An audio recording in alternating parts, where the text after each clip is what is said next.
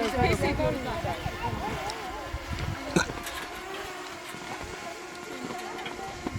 bizi götürürler.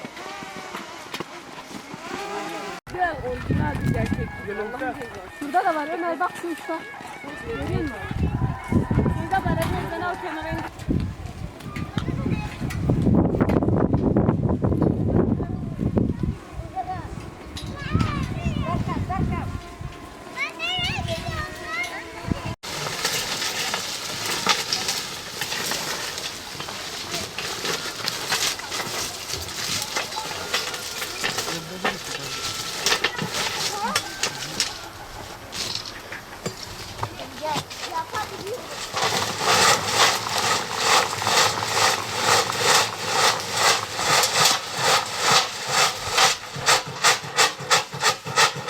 Şu an fıstık dönemindeyiz zaten. Urfa'da en çok toplanan besinlerden biri olaraktan fıstığı topluyoruz. Havanın çok sıcak olduğu, işçilerin çok yoğun çalıştığı, aynı zamanda fıstık döneminde işçi yoğunluğunun olduğu ki işçi sayımızın az olduğu bir dönemdeyiz. Aynı zamanda okul başladı biliyorsunuz. Öğrencilerin daha çok topladığı, yaptığı işlerden biri olaraktan. İşçi sayımız az, öğrencilerimiz az, topluyoruz. Öncelikle zaten yer altında çok oluyor fıstıklarımız. Öncesinde döküldüğü için yağmurdu, rüzgardı derken.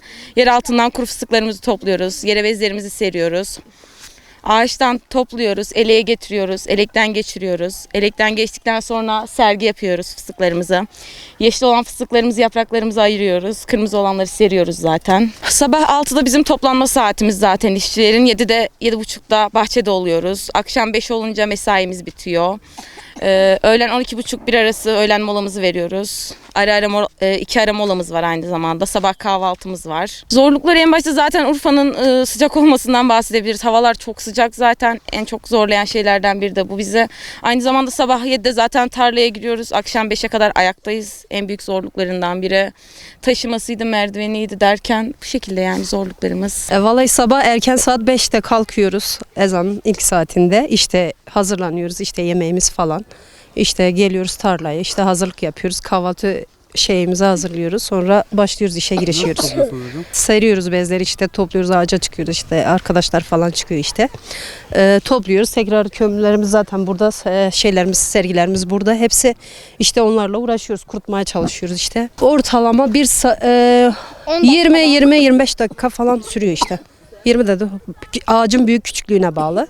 Tabii ki zorluklar var. Ağaca çıkma oluyor, güç, kas şey yapıyorsun. İşte bezlerin uçlarını tutuyorsun, çekiştiriyorsun, ağırlığı kaldırıyorsun, taşıyorsun. Hava sıcaklığı tabii bundan önceki ay daha sıcaktı da bu ay birazcık daha serin, orta serinlikte ama idare ediyoruz. O öğle arası çok sıcak oluyor. Şimdilik idare ediyoruz yani. Şimdi mesela akşamüstüdür, serin şimdi.